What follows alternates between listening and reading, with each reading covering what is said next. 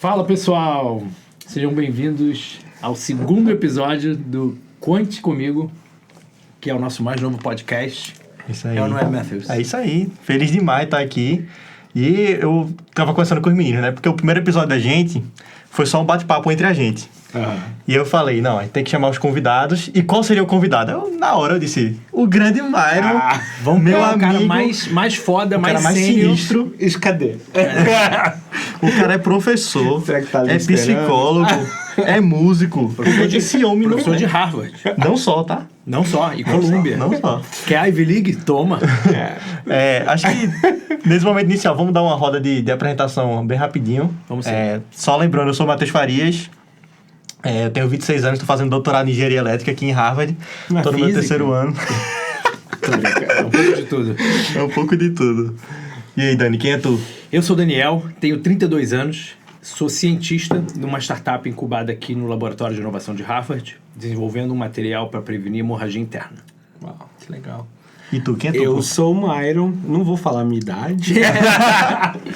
Eu sou professor aqui na Harvard e em Colômbia, em Nova York, e sou aluno de mestrado de Dramatic Arts. Eu não sabia disso. Você não sabia? Eu não sabia disso. Como foi que começou isso aí, pô? Cara, foi... Primeiro que eu sempre quis, né? Principalmente a parte de musical, essas coisas. Acho que sempre quando você é músico ou canta também, você tem esse negócio. E aí... Mas daí, eu fui a primeira pessoa da minha família a ir pra faculdade. Como que eu vou estudar artes cênicas? Legal. No Pode Brasil. crer. É muito difícil. Não tem como. Eu queria, mas não estudei. Aí, beleza. Fast forward, passa aí anos, não muitos. Quando eu comecei a trabalhar na Harvard, então, talvez você já tenha explicado isso, né? Mas o pessoal que não conhece muito, o sistema Harvard tem 12 escolas. Dessas, quando eu cheguei aqui, eu cheguei primeiro na Medical School, que é a escola de medicina, para fazer meu internato. Acho que a gente vai falar sobre isso em algum momento. Quando eu fui para Harvard University ou Harvard College, você pode estudar de graça. Não é de graça, mas tipo assim, eu pago $10 por crédito. Caraca. Se você é vinculado como professor. Não Só como professor, o funcionário em geral. Mentira, pô. O funcionário da Harvard... Mas assim, como tem várias escolas, por exemplo, a escola de medicina acho que não conta. Tá. Mas se você é afiliado a Harvard University ou Harvard College, como eles chamam, você pode pegar disciplinas, inclusive pegar certificado, diploma, título. Que legal. E aí eu vi isso, aí quando começou, né? Eu comecei a olhar e falei, o que eu quero fazer? Mas eu já tinha terminado o doutorado nisso, né? Então eu já estava trabalhando na minha área. Que é psicologia, né? Psicologia. Eu falei, não preciso fazer... Assim, não preciso de um título para questão profissional. Aí fui ver, eu falei, nossa, tem um programa em Dramatic Arts, que é tipo artes cênicas. Com um monte de foco em teatro musical. Que massa, velho. Aí eu falei, não, vou fazer isso. lascou. Inclusive é essa aula que eu tenho hoje. Caraca, que legal. Aí comecei a fazer a disciplina, depois apliquei pro programa. E eu na verdade, tô acabando já. Que é um programa de mestrado. É um programa de mestrado. Demais. Mário, então, vamos começar do começo. Rebobinar. Vamos rebobinar. Vamos. Eu quero que você... Quer dizer, quero te pedir se você puder contar pra gente um pouco desde a tua trajetória, desde que você começou lá atrás, como estudante, o que você queria fazer, e só pra gente abrir, assim, Vamos, papo. vamos. Eu tô curioso, que eu não sei de nada. Sério? A gente comigo faz um tempão, hein? Gente, a gente não conversou antes. Não sei de nada. Sabemos. O Dani eu praticamente conheci hoje, né? A gente já tinha se cruzado em algum evento, mas tem umas coisas um pouquinho mais. Não, conhece há 3 anos e eu não sei como tu veio parar aqui. Chegou aqui. Vamos lá. Eu tive assim, eu tenho muita noção dos privilégios que eu tive, apesar... Eu tive alguns privilégios, apesar de ter uma história um pouco complicada, talvez. A minha família nuclear, meu pai, minha mãe, minha irmã e eu, minha mãe vem de uma família muito simples. Meu pai vem de uma família que tinha mais condições financeiras. Né? Apesar dos negócios dele muitas vezes dar muito errado, eu tive muita sorte que meu avô, que foi político também no Brasil, ele meio que... Tudo que os meus primos faziam, meu avô fazia questão que eu fizesse também. Então, começou a pagar aula de inglês pra mim desde cedo. Eu não vou falar o nome da escola, porque só se patrocinar vocês. Olha, quem quiser patrocinar, tá aqui. Estamos aceitando patrocínio. Patrocínio, conte comigo. Né? Depois a gente faz os contatos. Vamos. Inclusive, eu tive uma escola dessa, mas também é muita história. Legal. Então, eu estudei inglês desde muito cedo. Estudei em escola particular. Eu tive muita sorte. Por isso que eu digo, apesar de muita coisa ter sido difícil, eu tive muito mais privilégio que a maioria. Acho que não faltou educação nesse sentido. Não. Eu estudei em boas escolas. Apesar de que eu não levava muito a sério, assim, no ensino médio. Mas, enfim, estudei em boas escolas. Sim. Aí eu fui fazer faculdade. Eu comecei a fazer psicologia e tive de parar. E aí... eu tenho meio que uma outra vida inteira, né? E aí eu fui fazer teologia. Doideira, não Mas sabia. como é que foi Doideira. essa parada? Foi tipo, do nada você falou, não é o que eu quero? Não, cara, eu não tive condições de continuar por conta da minha família, financeira mesmo. Entendi. Então tu fazia psicologia numa faculdade particular. Tá. Aí tranquei e fui fazer teologia, que tinha ganhado uma bolsa e tal. E eu acho que assim, hoje eu olho e... acho que toda a minha história, né? Eu sou muito feliz pela história que eu tive. Apesar dos pesares. E se eu pudesse mudar muita coisa, eu mudaria. E eu sou feliz com a história que eu tive. Acho que eu já fiz as pazes com a história que eu tive. Então, vou pegar o carregador do notebook, mas vai falando aí. Então, foi um pouco depois já, quando eu pude voltar a fazer psicologia. Tá. Tava no 3º ano, também na universidade particular lá. E eu ia fazer... eu tava fazendo aula como aluno especial na Universidade Estadual em Londrina. E... do mestrado de Ciências Sociais. Esqueci o nome. Lembra que tinha 3 sociólogos que todo mundo estuda no Brasil? Durkheim, Augusto Conte e o terceiro. Aí tu me lascou. É esse que eu tava estudando. E aí eu sei que eu tinha visto a data de inscrição e eu perdi. E aí quando eu fui ver no site, perdi não. Eles mudaram, não sei, enfim. Aí tava aberto pro mestrado em análise do comportamento, que é uma abordagem da psicologia. Eu tava no 3º ano da graduação nisso, falei, vou fazer a prova. Eu lembro que eu fui conversar com um professor. Eu só tive professor legal e bom de psicanálise, que é uma outra abordagem. Que eu adoro. Vamos falar daqui a pouco sobre isso. Ai, meu Deus. Vamos. Eu sou paciente de psicanálise há 13 anos já. Sério? Ai, meu Deus. Agora eu não posso falar de Cuidado. psicanálise. Pode, tô brincando. Pode falar o que você Tô quiser. brincando. Pode falar o que você quiser. Aí eu fui falar com um professor de análise do comportamento. Falei, professor, tô pensando em aplicar para o mestrado, fazer a seleção.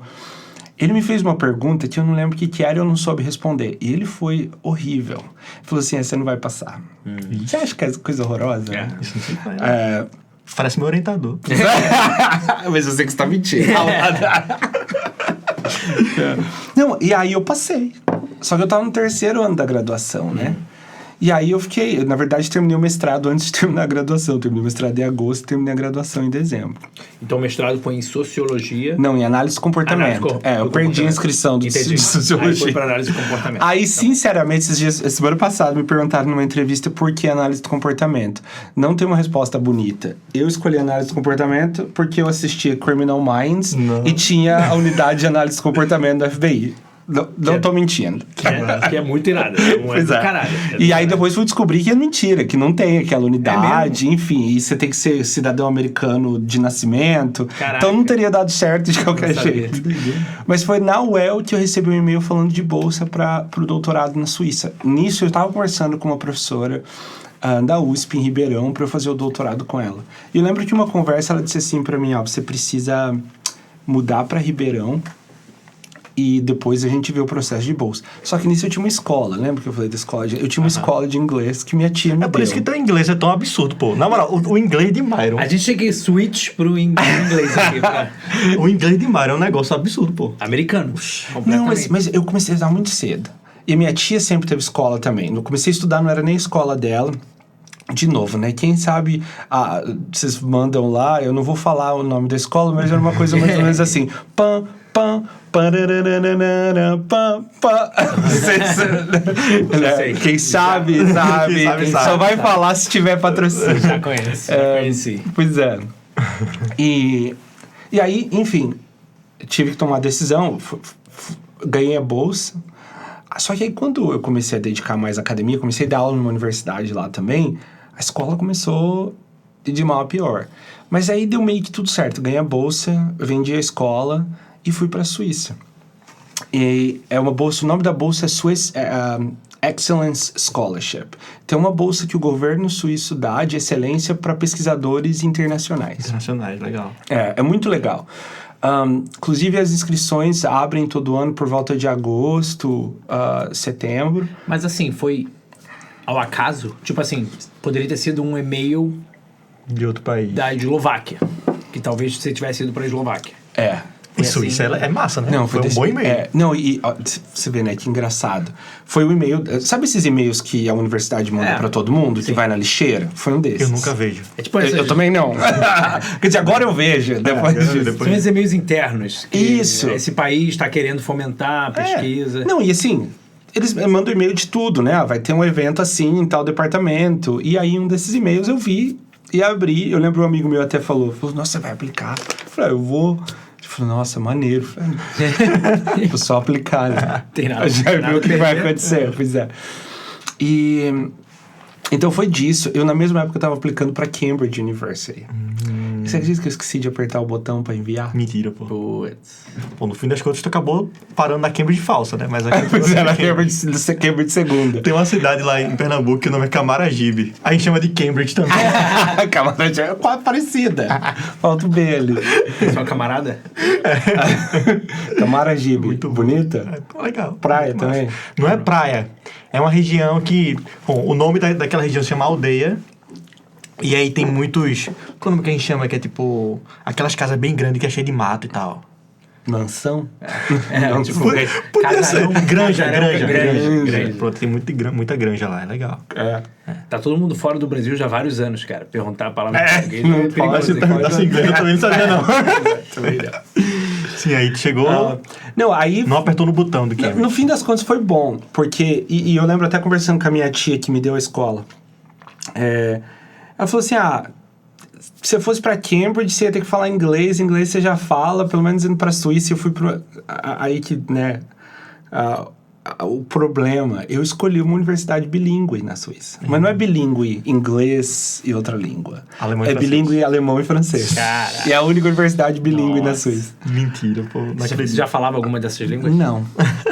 Eu tinha feito 4 meses de francês. Tá. E essa minha tia, ela tem escola até hoje. Ela tinha 2 uma época, enfim. E ela fazia francês e às vezes a gente tentava conversar, mas eu não falava. E aí fui estudar oficialmente, né? Outra escola, se quiser patrocinar também, a gente fala. Tem muitas escolas pra patrocinar, Essa é grande também. Essa eu já imagino qual Você seja. sabe qual que é, né? É uma de anel, vamos falar de anel. Exatamente. E... É o anel francês? O anel quebecois. Tá bom, conheço. E aí fui estudar e o diretor... Inclusive encontrei ele na rua em Nova York esses dias. Caraca. Do nada. Ele falou, não, vamos mudar você para outro nível. Daí eu fiz o 2º livro. Mas assim, era isso. Basicão. Aí cheguei na Suíça, tinha uma bolsa desse governo suíço. Assim, sou muito grato a isso. Mudou minha vida. Se não fosse... Sério, mudou minha vida. Não tem o que fazer. Na Suíça é caríssimo, pô. Só que eu ganhava metade do que os doutorandos de lá ganhavam. Você lembra? Você pode falar quanto você ganhava? Posso. Era 1.920 francos. Em que dólar? deve dar uns 1.950 dólares. É quase 1 para 1, né? Pra viver na Suíça. Isso não é nada. Isso era muito... Assim, de novo, eu não quero parecer ingrato, porque mudou minha vida, sabe? Então, assim, você dá um jeito. Só que aí que vem a história do dar aula em francês, né? Fiquei lá o primeiro semestre e eu acho que quando eu mudei pra Suíça, no Brasil eu tinha muitos papéis sociais, né?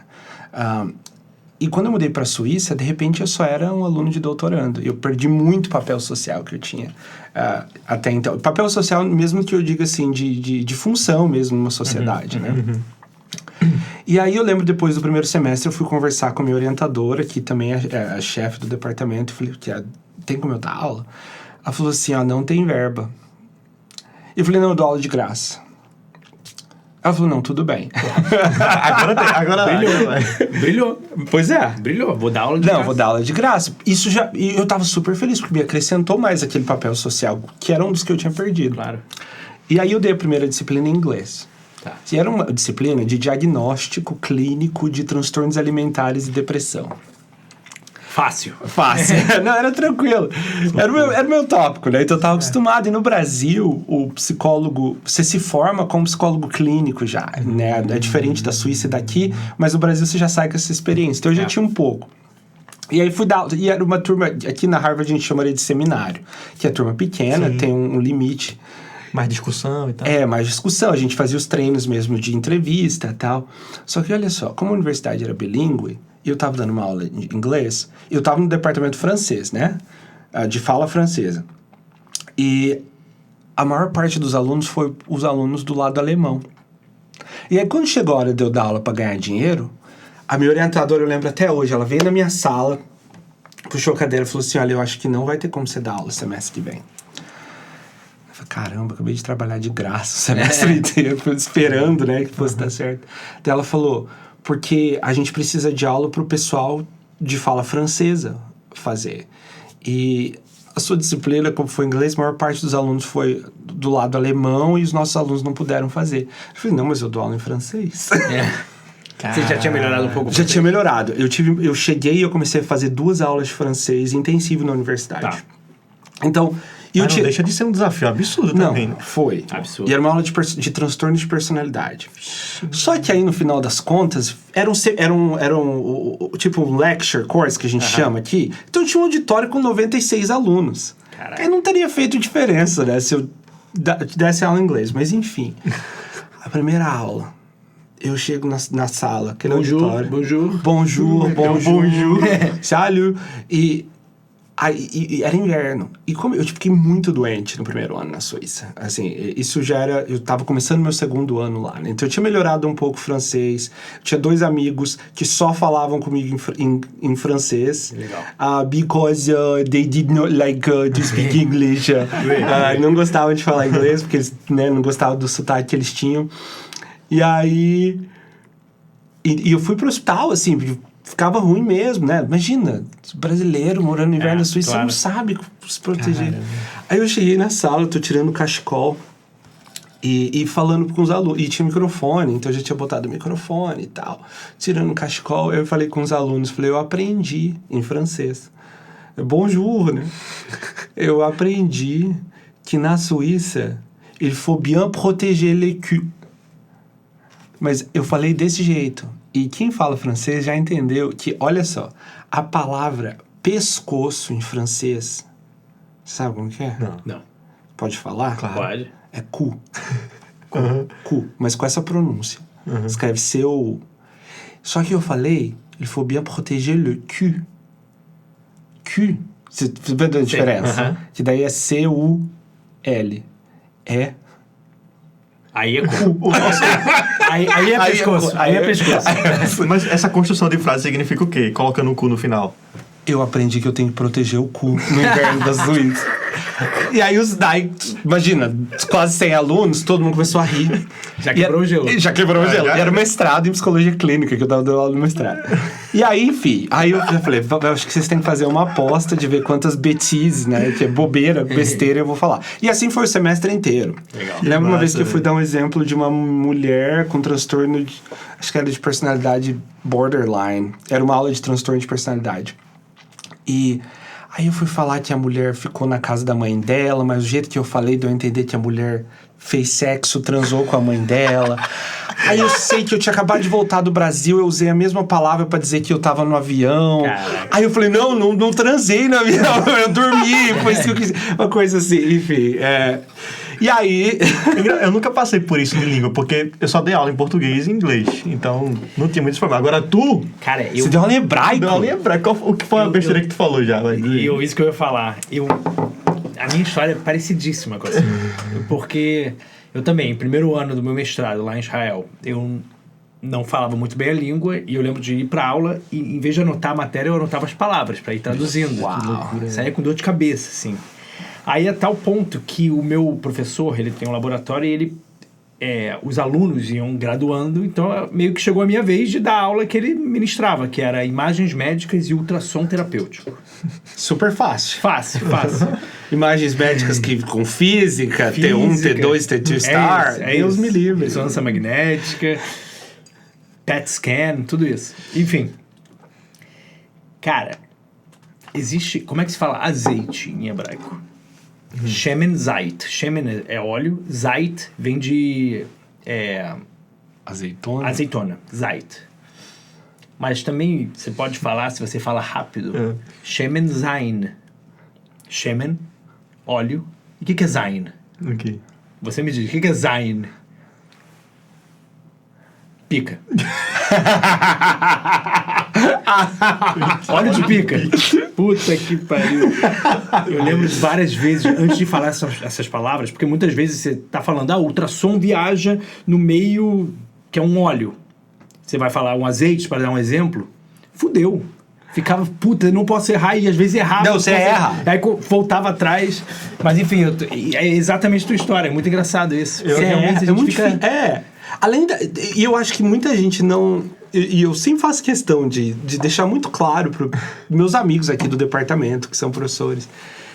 Os alunos que estão aqui... Você, Matheus, você não dá aula, mas você está fazendo doutorado em uma língua que não é sua. Exato. Cara, isso tem muito valor. E eu acho que é uma barreira a mais que a gente tem que romper, que a maioria das pessoas daqui não tem.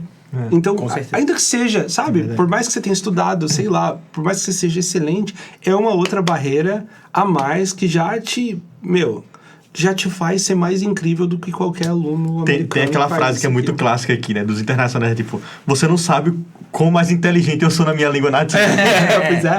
No doutorado aqui, a gente tem que dar aula. Então, eu cheguei a ter a experiência de dar aula para o pessoal. Essas matérias em inglês, né? Aí é mais tranquilo, assim. Sim. Mas, ao mesmo tempo, você fica, tô dando aula para alunos de Harvard e tal, vou dar aula numa língua que não é a minha. E era aquelas matérias que é mais pro mestrado. Então, é uma matéria que é de PhD e de mestrado, sendo que o professor é um lecturer.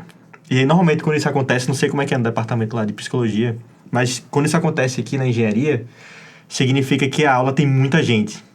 Então, tipo, essa matéria tinha 200 pessoas e eles botam um TA, né, um monitor, para cada 10 pessoas, ou para cada 20. No nosso é cada 18 pessoas. Acho que é a cada 20, alguma coisa assim. E aí eu fui um desses caras e aí você tem que dar aula, assim. Tem que dar aula, tem que fazer section. Mas, cara, uma vez, vocês vão talvez concordar com o que eu vou falar, uma vez que você passa por essa experiência, você se sente tipo assim, caralho, foi foda. Tipo assim, tô mais forte. Tipo, sabe? Eu lembro de ficar, caraca, porque as aulas que eu dei eram gravadas. Então eu via as aulas 30 eu não veria, vezes não. Eu não ia ver, não, velho. 30 vezes antes pra saber falar as palavras. Loucura. Sabe? E aí, quando eu passava pela aula, caraca, tive um parto agora que eu passei por isso. Ótimo. Próxima semana, era uma aula por semana. Uau. Eu lembrei de um negócio agora, tu vai falar alguma coisa? Não, pode falar. Eu lembrei de um negócio agora com língua, que eu achei muito engraçado. Quando eu entrei aqui, eu logo conheci o meu roommate, que eu moro com ele há 3 anos, né? O Nestor. Conhecemos pelo Instagram. Conhecemos pelo Instagram, né? Nestor é famoso no Brasil, Nestor. E aí, Nestor é colombiano, e eu acabei engajando muito com a comunidade de colombianos daqui. Maneiro. E aí a gente tem uma amiga que o nome dela é Paula. E aí, conversando com Paula e tal, e Nestor sempre falava, velho, tudo que é em português tem alguma coisa relacionada à putaria, é sempre um negócio assim, né? E aí, quando eu falei com ela, achei muito engraçado. Ele disse, Paula, eu te chamo de Paulita, mas qual é o teu apelido lá na Colômbia? Como é que o pessoal te chama normalmente lá? Pau. Beleza. Aí eu fui pro restaurante com o Nestor e tinha lá banheiro masculino e feminino. E esse restaurante era de um pessoal que era de Bogotá. E aí, no restaurante masculino tinha escrito rolo e no feminino tinha escrito rola. Porque quem é de Bogotá, menino é rolo e menina é rola. E Paula é de Bogotá. Então, Paula é uma rola de nome Paula. Pô, aí é complicado, né? Léo, língua é difícil demais. Mas você sabe uma coisa? Eu acho que né, a gente tem essa barreira. Uma coisa que eu fiz as pazes eu acho que eu tô no momento que, tipo assim, tudo bem se eu fizer um erro. Mas é isso. Tudo bem se eu não souber a palavra. E eu acho que aqui, né, tanto nesse ambiente, tanto em Harvard como em Columbia, os alunos são muito graciosos, sabe? Assim, de ter essa noção. E eu acho que os alunos têm essa noção. Nossa, existe uma barreira a mais pra você. É um ambiente muito internacional. Tem sim. Inclusive, a aula que eu dei, os alunos, eles meio que embarcaram. E talvez você vai concordar comigo. Eles embarcam com você. Eu até cheguei a ganhar 2 vezes seguidas o prêmio de melhor TA. Por causa disso. Porque eles meio que queriam me ajudar. Aí chegava no final do semestre, eu falava, gente, agora é hora de me avaliar. Quem puder me ajudar, me ajuda. Quem não gostou do meu trabalho, não responde a parada. Porra, tá de bobeira? Carioca, vai dizer... Não, tô zoando. Eu falava pro pessoal votar e o pessoal votava e me ajudava. E eu acho que é parecido com o que você tá contando aí. Eu acho que eu acho que existe também uma coisa que nós temos, o brasileiro, eu acho. A gente é muito relacionamento, né? Então, por exemplo, logo no começo, eu lembro da minha primeira aula, essa de diagnóstico em inglês, a minha orientadora ficou sentada lá na sala, na primeira parte da aula. E o jeito que o pessoal se trata lá é tipo assim, Monsieur Farias, sabe? Senhor ou senhorita. Não existe contato físico. Não existe primeiro nome. Bizarro. E aí eu tentei isso, assim, a primeira parte. Só que eu percebi que aquilo me deixou completamente amarrado. A minha orientadora saiu na hora do intervalo e não voltou mais. E eu falei, gente, não, meu nome é Myron, me chama de Myron. É isso. E eu acho que isso já dá muita diferença, né? Sim, então, com certeza. aqui também, hoje eu tenho o Bravo, né? Que você conhece. O Bravo é o meu bulldog francês, maravilhoso. Eu te esqueci de te apresentar dizendo que tu é pai de pet também. Pois né? né? Você sabe que... essa é outra história. Igualzinho né? a tua, então. Pois é. Ele é um amor. Hoje 2 alunas... Poliglota. Falo português e inglês. 2 alunas minhas... uma que, inclusive, foi minha aluna ano passado e outra que tá terminando agora, foram lá em casa pegar o Bravo pra passar um tempo com o Bravo. Legal. Que massa, Então, eu acho que tem esse Legal. tipo de relação que o brasileiro... A gente tá mais acostumado, né? Eu estive no Brasil recentemente, pela primeira vez desde antes da pandemia.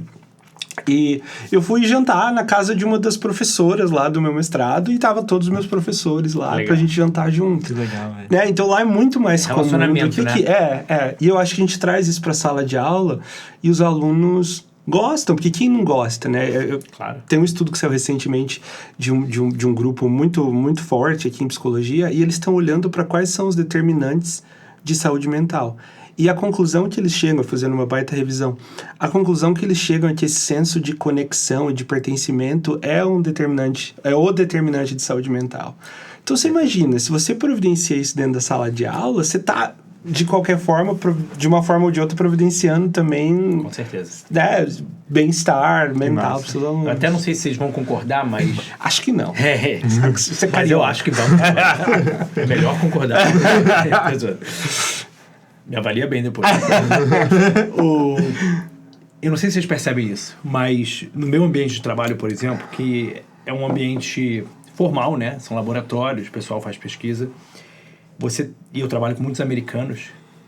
Você vê que o americano, com certeza, tem essa cultura mais, vamos chamar assim, um pouco mais fria, um pouco mais cautelosa. Não existe contato físico, não existe nada. Só que muitas vezes eu percebo que eles querem isso.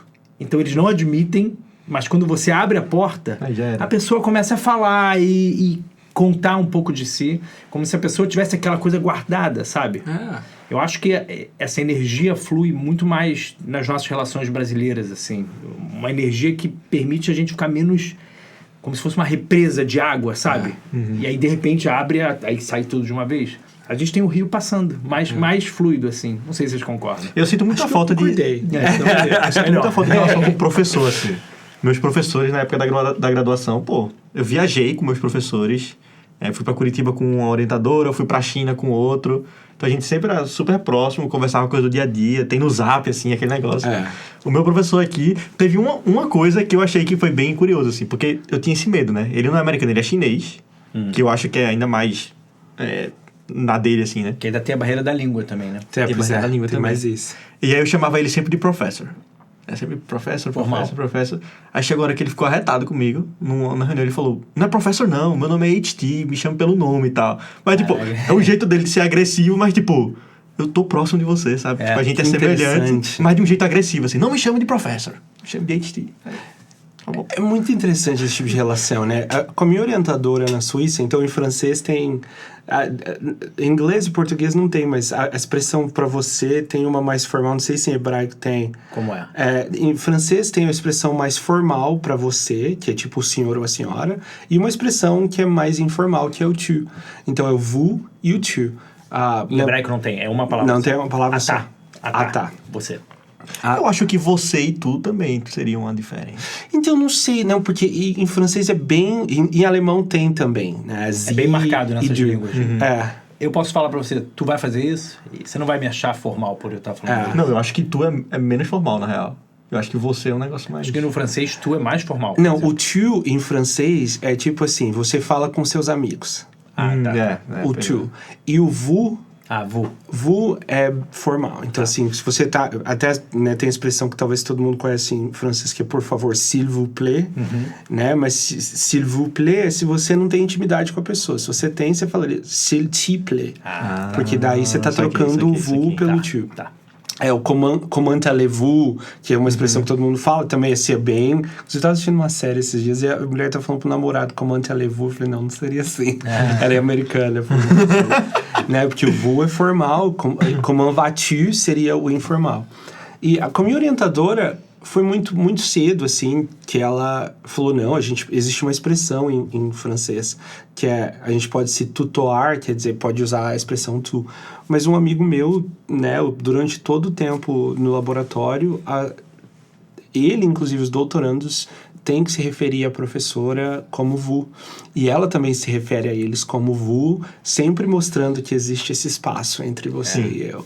E no Brasil, acho que, né, não sei, a minha experiência no Brasil é muito diferente, de não ter. Nunca senti, sempre foi o primeiro nome e tranquilo, assim. De WhatsApp, né? De, tipo assim, mandar mensagem, de sair jantar junto, sair tomar alguma coisa depois do lab meeting, tomar uma cerveja no boteco. Se o lab meeting não for já no boteco.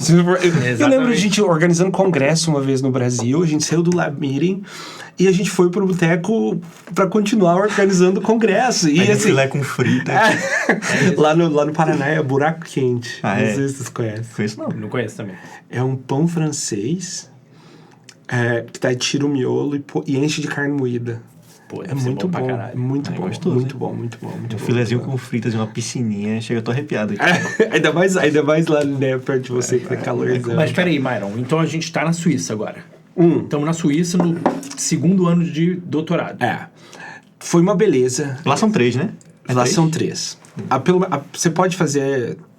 Lá não tem disciplina pra cumprir. Então, assim, você meio que faz dentro do seu cronograma.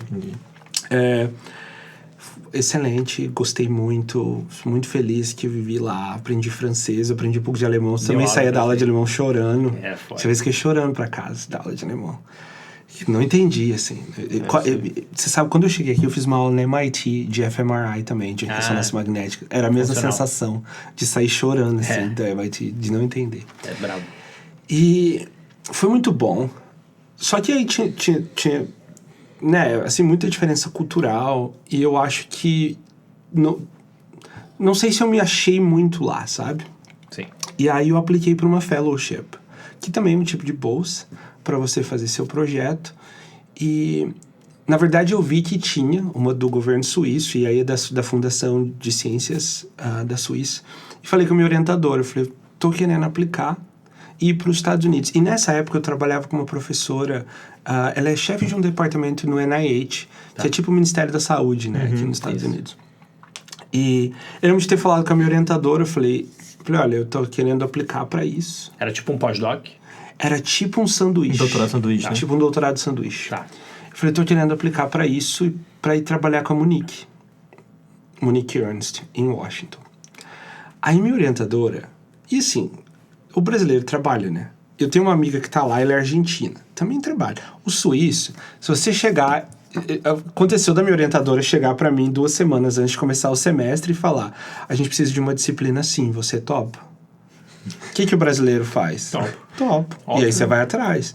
E o suíço não. O suíço era, olha, preciso disso, você topa? Não, sinto muito. E não dá explicação. Só que comigo, topava tudo. Essa minha amiga da Argentina também. Então ela não queria que eu viesse. E outra, eu não gerava despesa nenhuma pra ela. Porque eu era pelo governo federal da Suíça. Pela confederação, né? Então ela não queria muito que eu viesse. Ela falou, não, beleza, então, aplica pra 6 meses. Só que os meus primeiros anos lá eu trabalhei muito, né? Que eu tava acostumado com o ritmo brasileiro. Então, o pessoal... Tem um amigo que ele chegava às 11 horas da universidade, porque ele ia fazer esqui, ia fazer snowboarding todo dia antes, ele tinha passe da temporada. Caramba. O cara passou isso. Pois é, não, no verão, principalmente, é uma delícia. e assim, eu ia embora, eu trabalhei muito. Então eu consegui fazer muita coisa dentro desses 2 primeiros anos. E aí a minha orientadora pegou e disse assim... Falou, olha, não, pode ser, aí você vai por 6 meses, mas eu acho que o ideal é você deixar a sua tese pronta. E a tese lá, então, eu precisava de um capítulo de introdução teórica e 3 artigos. Você já tinha publicado 3 artigos ou ainda não? Ainda não. Tinha publicado, acho que 1 nessa época. E o requerimento era que você tem que publicar pelo menos metade. Tá. Então, assim... Já vi gente se formando publicando 1 só. Mas daí, quando eu publiquei o primeiro, ela falou, não, você tem que publicar pelo menos 2. E só para o pessoal entender também que esse processo de publicar artigo não é rápido. Não, demora muito. Ainda mais com população clínica. Eu tava pensando nisso hoje. Um estudo... Eu tive uma mentora aqui nos Estados Unidos, ela começou um estudo em 2019. Eu fiz parte do piloto no hospital. Conversei com ela esses dias... Ela está coletando, 5 anos depois coletando. Porque com população clínica, você acaba... Claro. É muito demorado. Então, exatamente. E eu trabalhei com anorexia nervosa. E recuperação. Então, essas mulheres iam para o hospital, eram internadas, ganhavam peso, e enfim... Follow-up, né? Então, tem todo um processo. Cada internação de 3 a 4 meses. Então, até você juntar tudo para fazer um artigo. Mas... Eu falei, não, tudo bem. Só que a orientadora mesmo disse assim, por que ao invés de ir para o NIH, você não vai trabalhar, você não tenta ir para Harvard, para a escola de medicina, com Diego Pizzagalli, que é um dos maiores nomes na minha área de pesquisa. Ela deve ter pensado, não, se for para sair daqui, vai pro... Que seja lá, né? E assim, então eu falei, pode ser. Pode ser. Já ouvi falar dessa escola. Como chama? Ela falou francês? Deixa eu ver aqui meu Google Calendar, pra ver se eu posso. Aí eu falei, beleza. Aí mandei um e-mail pra ele, e eu lembro que eu tava indo pro Brasil na época.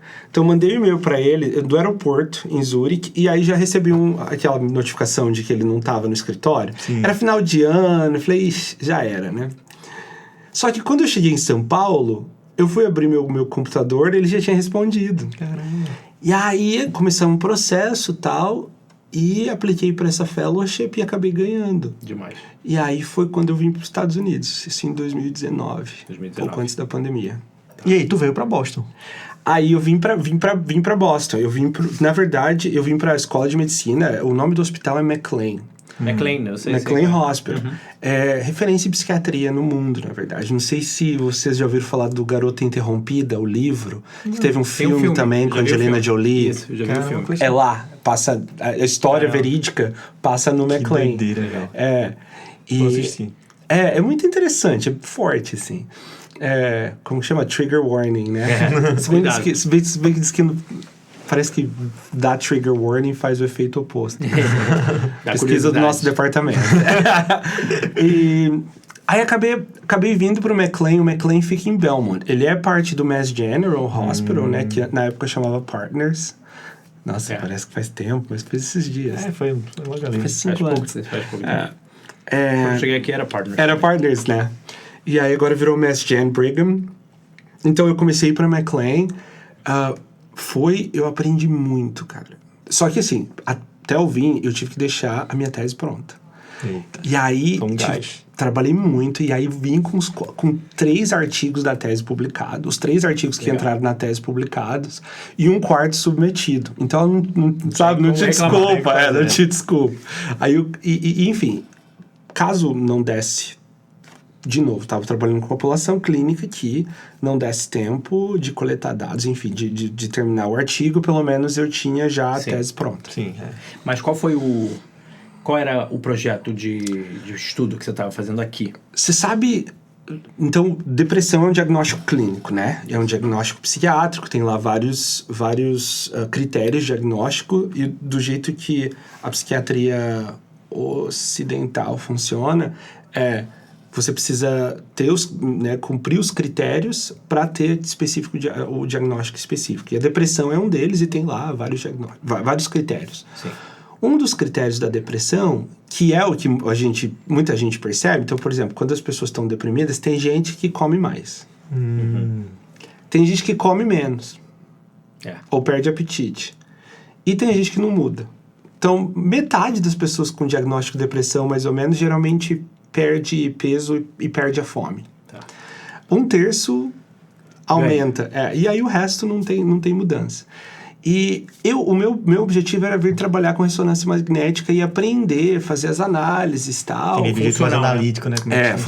Funcional, isso. Para o pessoal só entender, a ressonância magnética funcional, ela consegue ver ativação em diferentes áreas do cérebro baseado em alguns estímulos. Então, por exemplo, você coloca o paciente para escutar uma música que ele gosta e uma música que ele não gosta, e você consegue, baseado no padrão que você lê na imagem, que é quase em tempo real, a ressonância magnética, você consegue fazer imagens em tempo real, você consegue dizer como que aquela pessoa está respondendo. Qual região do cérebro que possivelmente está sendo recrutada, né, para cumprir aquele objetivo. E aí foi por isso que eu vim. Então, o nosso projeto foi nesse sentido. Eu me propus a ver, será que existe diferença em algumas regiões específicas do cérebro, né? Eu estudo o que a gente chama de sistema de recompensa, que são algumas regiões do cérebro que processam todos os estímulos de recompensa. Então, por exemplo, dinheiro, comida, sexo, né? E a música preferida, e aí agora o que eu estou tentando ver se música que eu estou chamando de música comunal como uma recompensa social. E para ver, será que é alguma coisa com relação ao sistema de recompensa que faz... ou que explica, pelo menos, que algumas pessoas com depressão comam mais, enquanto outras comam menos e outras não tenham mudança. E aí, enfim, Covid. E foi esse o projeto, foi aprovado. E eu sempre trabalhei com recompensa e comportamento alimentar. O projeto que era para ter durado 1 ano, durou 2. Mas era por conta da Covid ou porque foi bom e rolou? Não, foi tudo. Eu acho que, sim... o projeto começou em setembro de 2019. Em março, no McLean, e o McLean é um hospital, né? Um hospital psiquiátrico.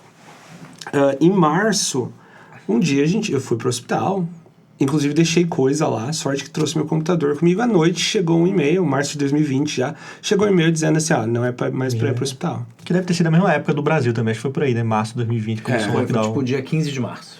Foi por aí. Eu tava no Brigham também e foi... Você estava aqui? Eu tava aqui. E aí, era tipo, estamos fechando as operações. Tipo assim, da noite pro dia. E no hospital ficou só os serviços mais de agudos, assim, de tratamento agudo. Eu tinha um amigo que estava no departamento de Behavioral Medicine, medicina comportamental, e eles também, foi assim, da noite pro dia, eles tiveram que reformular todo o programa de tratamento deles para fazer online. Então, eu precisava muito não de prontuário, mas existe uma entrevista psiquiátrica que a gente faz que chama SCID, que aí vê os diagnósticos e os sintomas de transtornos psiquiátricos. Então, demorou muito, sabe? E era um estudo grande, a gente teve mais de 200... E foi, na verdade, acho que até hoje é o maior estudo que investigou isso. Legal. Esse tópico. Mas não tem muito, assim, tem acho que 4, 5, 6 estudos que investigaram por que as pessoas comem mais ou menos. Muito mais. Quantos pacientes vocês imaginaram? A gente teve... A sample final, a amostra final do estudo foi 223. Caraca, muita gente. Deve ser muito difícil isso, né? Principalmente, tipo, esse jeito de você tem os 220, mas tem que classificar eles entre a galera que não come, a galera que come e tal, aí você fica... Eu tinha mais de 300. A quantidade de dado que uma ressonância magnética te dá deve ser absurdo, né? Absurdo. 3D. Para cada voxel, é muito... Que é cada cubinho, assim, do cérebro. Loucura. Eu tenho um... Como é que chama? Um HD externo, né? De 1 tera. É 1 tera que chama? Pode ser. Com os dados desse estudo. Porque é muita coisa mesmo. E é só que assim, foi um estudo que Harvard fez, então Harvard Mass General, né, o McLean, com parceria com 3 outras universidades. Então Harvard, Columbia, teve uma no Texas, acho que é Southwest, alguma coisa, e uma em Michigan. Então foi por isso que a gente conseguiu juntar esses estudos. Tipo um consórcio, né, de universidade. Não, e você pensar, né, esses estudos são caríssimos. Eu fui fazer uma proposta para um estudo com ressonância magnética funcional aqui no nosso departamento, subsidiado pelo departamento, era coisa de $500 por hora, por participante. Sabe quanto... Em Israel, eu trabalhei durante 2 anos como o responsável por fazer o imageamento de animais que estavam fazendo estudos nesses animais. Então, eu era responsável por uma ressonância magnética do tamanho dessa sala aqui. Uau! Só para fazer imagem de animais. Então, era camundongo e rato, né? $350 a hora dessa ressonância magnética. Uma ressonância magnética de humanos na casa, eu acho, de $1.000 por hora. Esse valor é subsidiado no departamento de psicologia. Então é caríssimo. E aí você entende também, porque tem toda uma demanda de saúde aguda, né? Então a pessoa sofreu lá um acidente, ela precisa entrar no scanner, então tem prioridade para estudo. Então demorou muito. E tanto que terminou meu internato no McLean, eu comecei a trabalhar como clínico e continuando fazendo esse estudo à noite, né? Tipo, atendia o dia inteiro, atendia 30 horas por semana. Porque é importante você saber para o pessoal de casa também, a ressonância magnética é tão concorrida que ela não para. Eles marcam para paciente até de madrugada, da noite, dependendo, por exemplo, eu na verdade posso estar confundindo, mas eu acho que tem muitos casos onde eles marcam, principalmente em centros muito populosos, horas especiais de ressonância magnética, que pode ser no meio da noite, às vezes. Uau. Eu imagino que tenham muitas máquinas também de ressonância magnética aqui, ou tu não tinha muito... É caríssimo. Cada máquina, não tenho noção, mas são milhões de dólares. Então não tem um monte. Você vê, por exemplo, um lugar como o McLean, se eu não me engano, tem um. Caramba! A gente tem esse subsidiado que eu nem sei onde fica, do departamento. Não sei nem se é o mesmo do McLean. O Mass General, que é uma das escolas afiliadas à Harvard Medical School, né? A Harvard Medical School não tem nenhum hospital. O Mass General, que é um hospital afiliado, eles têm um centro de imagem médica, o Atinolas... Ali em Charlestown. Eu nunca fui nesse, eu trabalhava no Brigham. No Brigham. Eu cheguei a fazer uns treinamentos lá com eles. Eu acho que eles têm mais, sabe? Mas assim, não é uma coisa comum de tem ter. Um de 3.5 Tesla, outro de 7. Que quanto é mais Tesla, recente. melhor. O campo, né? Cara, a ressonância magnética... Esse episódio não é sobre ressonância magnética. Porém, como tem o quant, a parte quant aqui do episódio... Última coisa que eu vou falar sobre ressonância magnética, para não ficar muito do mesmo. Mas a ressonância magnética, a física por trás... É lindo. É absurdo. Não, é assustadora. Ganhou o prêmio Nobel. Lindo, absurdo, assustadora. Vou ler. Eu não sei nada de ressonância magnética. A gente pode trocar uma ideia um dia. Vai. É absurdo. É uma parada assim... Que o cara... Imagina que a gente tá falando... assim, imagina uma coisa que faz isso. E o cara foi lá e fez. E a parada consegue ver dentro do corpo humano. Tipo assim, é absurdo. Tipo... Não, e dependendo do contraste, você consegue ver coisas diferentes. Que é a disciplina que eu fiz na MIT, né? Pré-Covid, quando eu tava aqui, era de ressonância magnética funcional. E na minha cabeça, o que eu queria mesmo fazer era aprender a analisar os dados. E foi era isso. A parte fácil, a parte boa. Foi full ciência física pra caramba. E aí era assim, o cara ia dizer, não, eu inventei esse método, eu passo por acidente. Começava a colocar, cara, me dá vontade de chorar. Transformada de Fourier, não sei o quê. Exatamente, me dá vontade de chorar. E eu acho que até hoje eu não sei. Assim, mas tu fez a matéria hoje? Fiz. Eu sei o básico da física pra alguém... Por exemplo, para vocês eu jamais conseguiria explicar, entendeu? Mas para alguém que não sabe o que é... Dá para dar uma enganada. Não, porque você entende o básico, sabe? Esses dias ainda até ouvi que parece que não é desse jeito que funciona, de um professor lá do Brasil, a gente conversando. Enfim, ele falou assim que deve ter no mundo umas 10 pessoas só que entendem de fato provavelmente. como funciona a física dessa. É uma loucura. O sinal coletado, ele é o sinal que sai da máquina 1, 2, 3 é o valor pra galera nerd, muito nerd da área de engenharia eletrônica e de computação. Esses valores são os valores do gráfico 2D de Fourier. Ou seja, você está no domínio da frequência. Você coleta dados no domínio da frequência. É tipo uma coisa absurda. Não é que você tem que fazer transformada. O dado que sai tá na frequência e você tem que trazer ele de volta pro espaço, pro tempo. Doideira. É absurdo. É muito difícil. Mas assim, aprendi muito. Foi muito legal. Depois disso tudo saiu, finalmente. Depois de quase 3 anos, né? Deu 2 anos e pouco.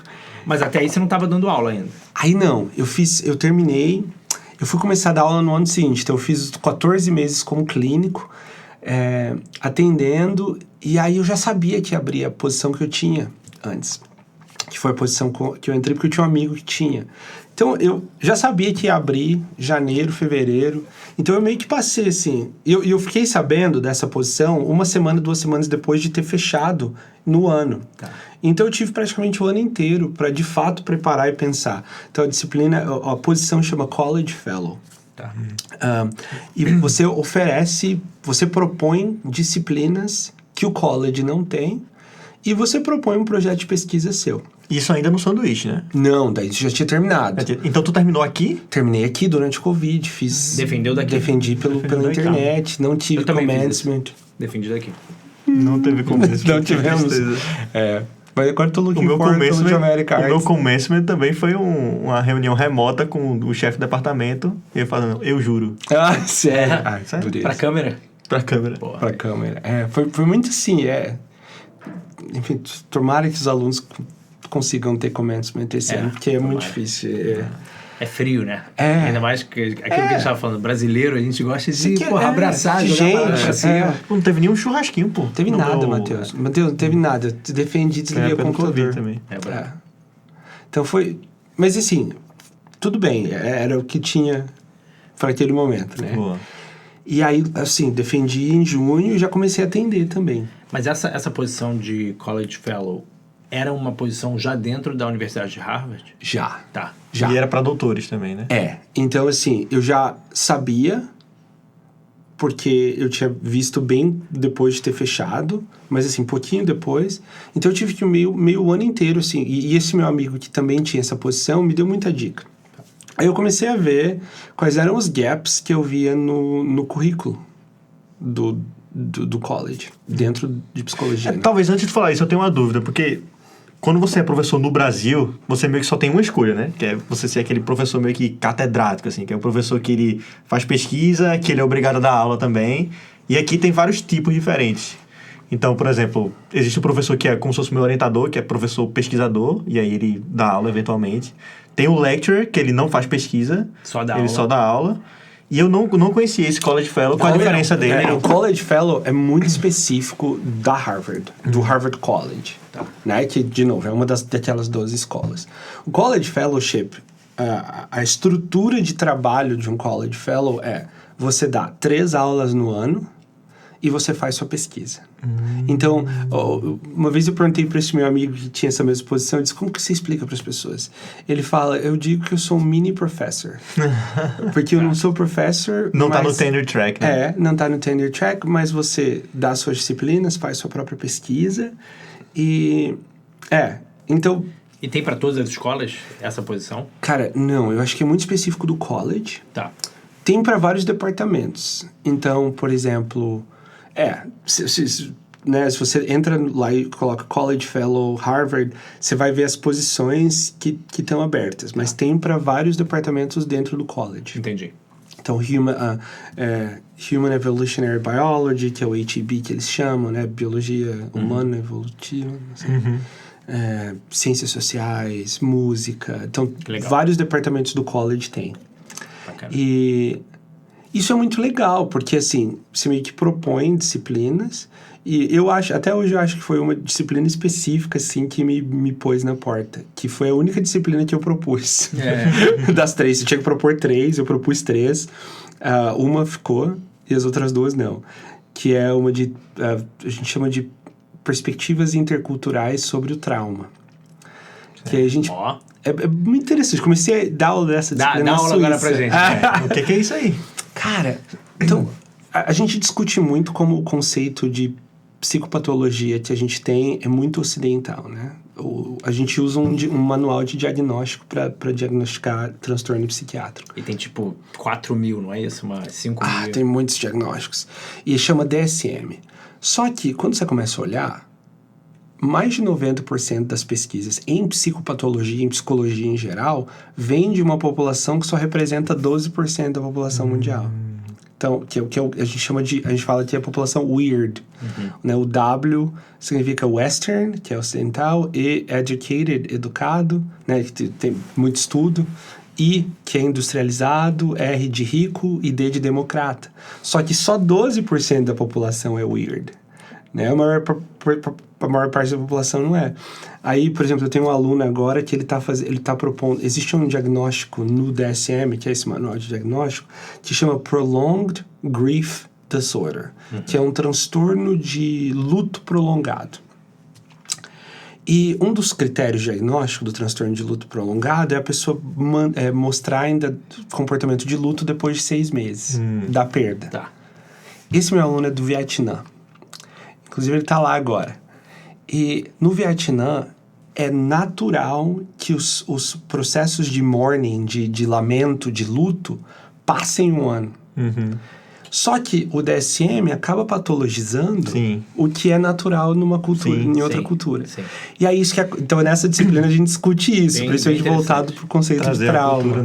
que legal, velho. Você deve até conhecer esse estudo. Eu acho que é um estudo na Lancet, ou uma das top jornais de psiquiatria e também de medicina, que fala que mais do que 50% de estudos na área de psicologia não são reproduzíveis.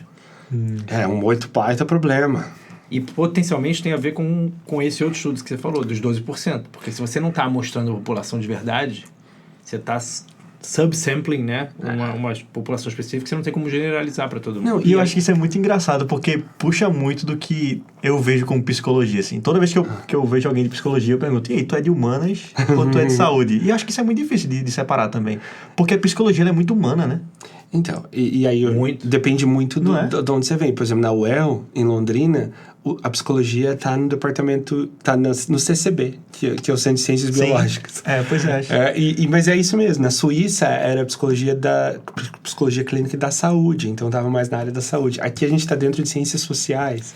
E até, esse é um debate que a gente está aqui ensaiando, só que no Brasil ferveu alguns meses atrás. Teve um livro que saiu recentemente falando que psicanálise é pseudociência. Só que eu acho que mais do que entrar nesse debate... Comer pipoca! Eu quero saber a tua opinião sobre isso. Eu acho que... Eu não acho nada. Eu quero saber de você o que Passou a tromba. o que você acha sobre essa questão de se psicologia é ciência, porque também existem... Dentro da psicologia existem, e eu estou me aventurando aqui, posso estar errado, tem vários ramos, né? Existe uma psicologia baseada em evidências, existe a psicanálise, existe psicologia comportamental e um debate sobre o que é ciência. Isso há poucos meses atrás aconteceu lá no Eu acho que eu estendo um pouco mais a pergunta assim, porque pelo nome psicanálise... Eu não sei nada de psicanálise, tá? Mas pelo nome psicanálise, eu imagino que seja uma vertente que busca coisas mais analíticas. Não sei. E aí eu quero saber... É o significante. Vai ser uma história engraçada. Será que dá pra fazer psicologia de maneira analítica também? Esses dias, eu procurei meu nome no Google. E o Google fala que eu sou analista. Então, você sabe quando vem lá o nome em cima, Myron Piccolo, e aí embaixo, analyst. Eu falei, gente, eu quero tentar saber como que aparece no Brasil. Porque, eu falei, não sou analista. Anyway. Ó... Eu tive um professor, eu te falei, os melhores professores, eu tive muitos bons professores na graduação que eram psicanalistas. Eu era fascinado em psicanálise, especialmente, nem tanto psicanálise freudiana, mas muito psicanálise lacaniana. Desculpa só te interromper, mas você pode explicar um pouquinho pro pessoal antes de você falar já a tua opinião, imagina que a gente não sabe nada e realmente a gente não sabe nada. Eu mesmo.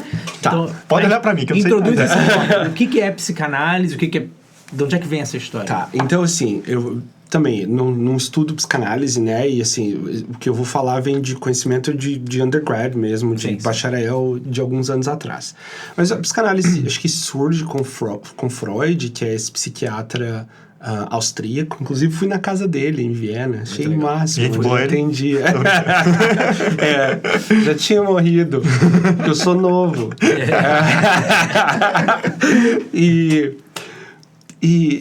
Então ele começou a perceber que existiam sintomas que as pessoas apresentavam que, na verdade, não era atribuído ele atribuía a algo que não se podia ver. Então, ele cria toda uma teoria, né? A teoria psicanalítica ou psicodinâmica, que, por exemplo, ele diz assim, olha, existem pulsões que estão lá presas no inconsciente, então ele cria, dentro dessa teoria ele fala, existe essa estrutura na psique humana, que é o inconsciente, e as pulsões ali que estão reprimidas, então tem meio que uma barreira, nessa barreira da censura e da repressão que está reprimindo essas pulsões, que são coisas que são horríveis demais para sair do inconsciente para o consciente. De se conceber no consciente, né? São horríveis de se conceber no consciente. E aí elas meio que estão tentando passar a barreira dessa censura, e quando elas passam para o subconsciente ou consciente, meio transformadas. E né, eu acho que uma coisa que foi fenomenal e fundamental do processo ou do trabalho freudiano foi essa compreensão de que existem processos que a gente não tem noção que estão acontecendo. Que controlam o nosso background, né? Isso. E aí ele tem toda essa teoria, né? Ele cria essas estruturas psíquicas. Não cria, ele cria uma teoria para explicar essas estruturas. Então existe o ego, id, superego. Hipóteses, né? De como... Isso. E a psicologia acaba emprestando muito disso. Só que quando você pensa, a gente falou do Comte, né, o sociólogo lá, do positivismo. Então, a psicologia, para surgir como ciência, é uma ciência super nova, ainda mais se você compara com matemática, essas coisas de vocês que tem, né, não imagem médica também, mas enfim, física, essas coisas que são tão mais antigas, a psicologia é nova. E aí a psicologia, para se estabelecer como ciência, ela tem que olhar para os... Né, início do século XX. Ela tem que olhar para o que era ciência na época. E o que é ciência?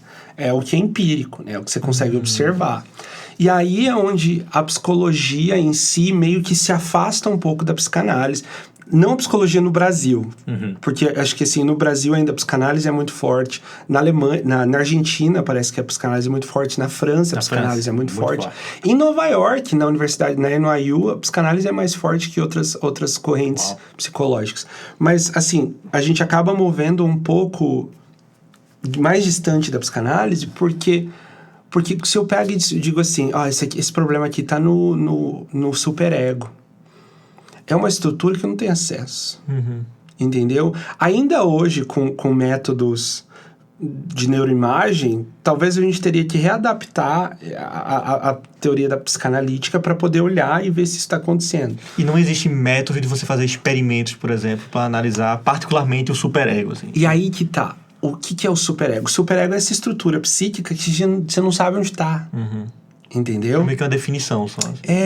Só que uma vez eu perguntei para um professor meu de psicanálise, professor, psicanálise é ciência? Eu vi esse debate que você tá falando. E eu lembro que meu professor de psicanálise na graduação falou assim, não. Por que psicanálise não é ciência? Porque não segue o método científico. Né? Isso que eu tinha ouvido na época. Ao mesmo tempo, eu preciso contratar, dependendo de quando isso for pro ar, preciso contratar 2 teaching assistants em psicologia clínica. Já faz a propaganda aí.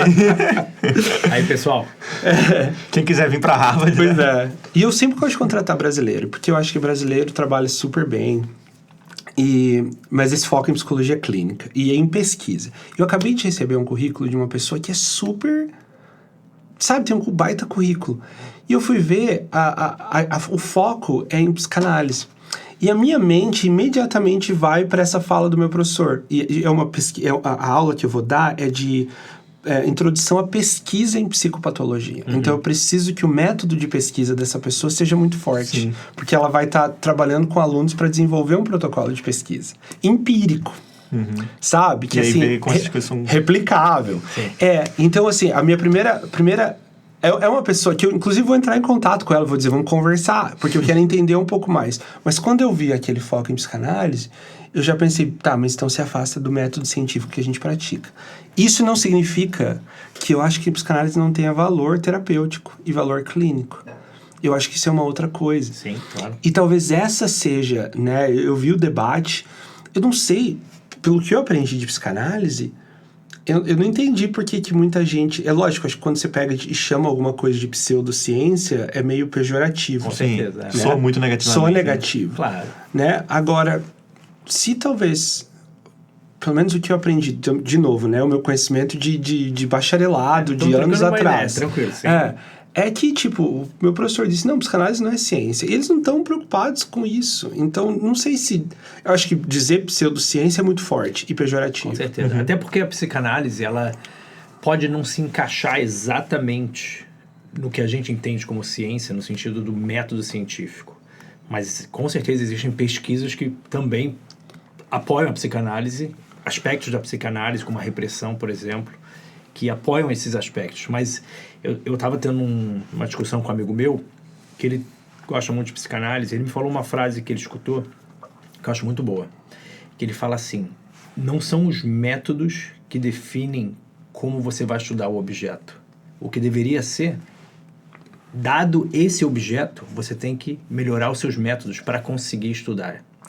Então, se eu tivesse que expor um pouco o que eu penso é que talvez os métodos que a gente esteja usando não são bons métodos para medir o que a gente quer da psicanálise. Só que isso é uma realidade, na minha opinião. Mas daí falar que é uma pseudociência... Não, eu achei forte também. Eu achei forte, até porque é ofensivo. Claro. Para quem pratica, para quem se beneficiou muito disso, e se beneficia.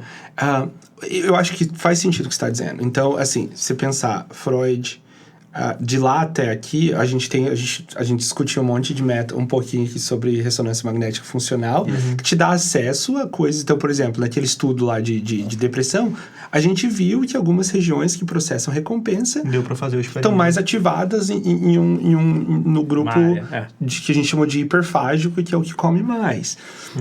Então, você consegue ver como essas coisas estão funcionando. Então, talvez, com os métodos que a gente tem hoje, a gente conseguisse, validar muito do que a psicanálise tem feito. Eu acho que você precisaria adaptar mesmo. E é recente, né? E vou botar uma faísca aqui. Pode botar. Em inteligência artificial, a gente diz que a gente não entende o sistema que está dentro, né? Você tem um algoritmo que vai treinar um sistema para ele ser a mímica de um sistema que você quer trabalhar. Beleza? Mas esse sistema, no fim das contas, ele é treinado, ele funciona. O ChatGPT funciona. Você não pode dizer que ele não funciona, ele te dá a resposta e tal. Mas a gente não sabe o que está acontecendo dentro dele. Verdade. E aí, quando tu falou sobre essa parte de psicanálise, e aí tu definiu aí o superego, o ego, etc., eu comecei a lembrar de inteligência artificial. É como se você tivesse as definições, mas você não consegue enxergar elas. Você não consegue, por exemplo, fazer um exame de ressonância magnética e enxergar cada parte lá do superego e ego, seja onde for na sua cabeça. Mas você consegue ver o resultado da psicanálise do mesmo jeito que eu vejo o resultado da inteligência artificial, por exemplo? Então, eu acho que depende, né? Você tem relatos de pessoas que se beneficiam muito disso, né? De gente que faz análise. Aí, talvez para botar mais uma faísca, eu não sei quanto disso é uma melhora espontânea que vem de você falar, de botar para fora. Então, e talvez a técnica esteja mais no ouvido do psicanalista, sabe?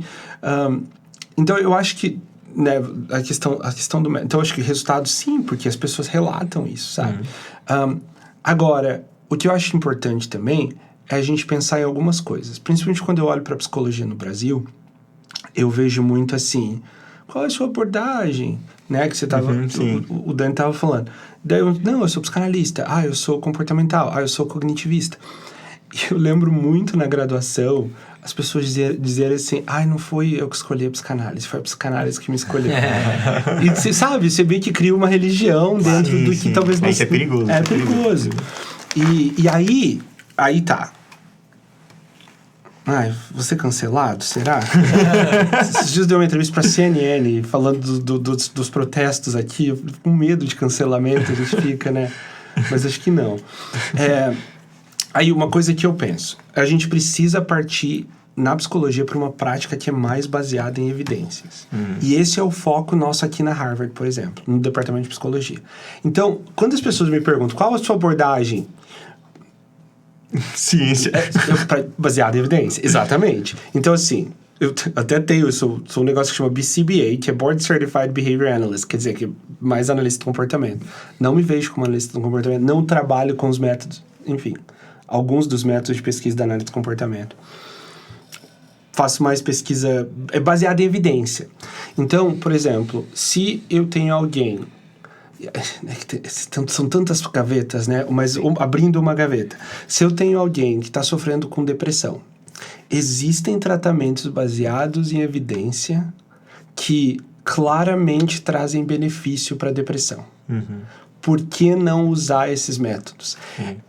Se você está com uma infecção viral, o antibiótico não vai funcionar, né? E não adianta você tomar antibiótico.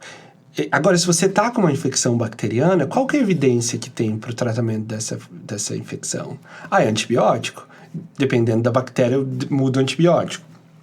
Porque tem evidência. Na psicologia, eu acho que a gente está mudando, está movendo em direção a isso. Pelo menos, por exemplo, aqui na Harvard eu vejo muito isso. Mais baseado em evidência. Até para vocês, pessoal que tem interesse em psicologia clínica... tem a APA, que é a Associação de Psicologia Americana, tem uma divisão que é a divisão 12. Então, o pessoal que fala inglês procura lá Division 12, APA. Eles têm lá, eles listam os transtornos psiquiátricos e quais são os tratamentos que têm evidência. E eles listam os níveis de evidência. Se é forte, se é modesto, se é fraco ou se é controverso. Então, eu acho que a gente precisa mover para isso, sabe? Legal. E sair um pouco do tipo, me escolheu. Né? Porque você tá mexendo com a saúde das pessoas. Tá, essa é uma gaveta. Outra gaveta é a gaveta da relevância cultural. Né? Então, tudo que a gente está falando, inclusive o método científico que a gente tem, é 100% ocidental. Sim. Os tratamentos que a gente tem são 100% ocidentais. E aí a gente tende a descartar aqueles que não funcionam, que não pensam como a gente, né? Por exemplo, é muito fácil para a gente pensar, ou teve, né, essas coisas horríveis que estão acontecendo no Rio Grande do Sul, inclusive solidariedade para todo mundo lá. Com certeza. E aí você vê esses desastres. É uma coisa se a gente pensar, um grupo de psicólogos da Harvard vai voar para Porto Alegre para dar suporte emocional para essas pessoas. A gente aceita isso. Agora, se fosse, por exemplo, no mesmo caso, e aí vem um grupo lá do oeste da África e falando, nós estamos indo para Porto Alegre para fazer um tratamento de cura espiritual, para acalmar os deuses que estão causando isso. Isso para nós é tipo assim... não faz sentido. Sim. Mas porque a gente é 100% enviesado, né? A gente pensa que o que a gente faz é o melhor, né? A gente ainda... E nem precisa ir para muito longe, não. Tem a medicina indígena que está aí há muito tempo também, né? Por que não estudar de maneira mais formal aquilo e ver os benefícios e tal? E aí, sabe o que eu penso? A gente poderia até estudar, mas eu acho que eles não estão nem aí para os nossos métodos. Porque isso é milenar. Tá trazendo essas sociedades até hoje. Sabe? Então, é igual a tal da mindfulness, né? A meditação. É uma prática milenar? A psicologia descobriu recentemente. Tá validando isso no Ocidente. Eu não acho que o pessoal que pratica mindfulness tá nem ligando pra isso. leste, oriente, a gente fala oriente em português aí. Oriente. Em inglês não fala oriente mais, né? Oriente. É ruim falar. Mas no oriente eles não estão nem aí se a gente tá validando o método, usando o nosso método. E aí eu penso isso na psicanálise também, sabe? Então, para algumas comunidades, eles não estão nem aí se isso passa no nosso teste de metodologia científica ou não. O importante é os benefícios que está trazendo. Eu sou cientista, claro que eu me importo, mas no fundo eu fico muito grato à psicanálise, me ajuda muito, é excelente. Você tá vendo? Isso, e no fim das contas é isso que importa. Tem uma coisa que acontece nos grupos daqui dos Estados Unidos de exata, né? E aí, puxando um pouco pro meu lado aqui, não sei se vocês têm essa vivência.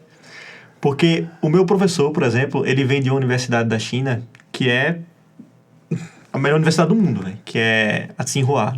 Que eu falo, não, daqui a 40 anos a Tsinghua vai virar o MIT do mundo, assim, ela é muito, muito massa. todos os chineses que estão aqui, professores e alunos vieram dessa universidade. Ah, tá. E eu fico pensando, se essa galera ficar lá, já era, né? Tipo, não tem Estados Unidos. Porque, claro. Enfim, 70% aqui é chinês, não sei. Mas uma coisa que eu sempre me perguntei foi, tipo, por que... E eu não sei se eu tô destoando tanto do assunto, mas eu vou chegar em alguma coisa que faz sentido. Por que você não chama... se você pensar em ter no seu grupo os melhores alunos do mundo, por que você não pega todo mundo da Tsinghua? E aí a análise que é feita, né, e eu conversei isso com o professor, foi que, tipo... Todos os cursos de graduação do mundo em engenharia eletrônica, eles tocam conteúdos parecidos. Então, você tem, por exemplo, a transformada de Fourier, você tem a parte de circuitos e tal. Sendo que a parte cultural do ensino e do aprendizado de cada um daqueles conteúdos é muito relevante. Então, se eu pegar um grupo de 10 alunos e esses 10 alunos vierem da mesma universidade, com a mesma criação, do mesmo lugar, eu vou ter 10 caras realmente que sabem bem o conteúdo, mas é muito legal ter... Você tira a variação cultural, né? Claro. Exato. E eu acho que isso agregaria muito no estudo de psicologia, por exemplo. Se você pegar um jeito que a galera estuda no Ocidente, o jeito que a galera estuda no Oriente, o jeito que tribos indígenas estudam, o jeito... Enfim, se você mesclar isso tudo e criar meio que, vários jeitos de estudar aquela parada. E eu acho que é isso que a gente tenta fazer em exatas, né? Mas, enfim... Você sabe, eu acho que a gente tá num movimento assim, não de acho que quando a gente pensa em método... A gente é muito strict com os métodos científicos, dos métodos que a gente chama de ciência, que são mais ocidentais. Agora, tá começando, né? Então, por exemplo, práticas, até a própria medicina indiana. Eu estava envolvido em um estudo que a mulher é do Peru, e ela estava olhando práticas, uns tratamentos de cura espiritual e de medicina amazônica, sabe? Então, você tá trazendo... Só que assim...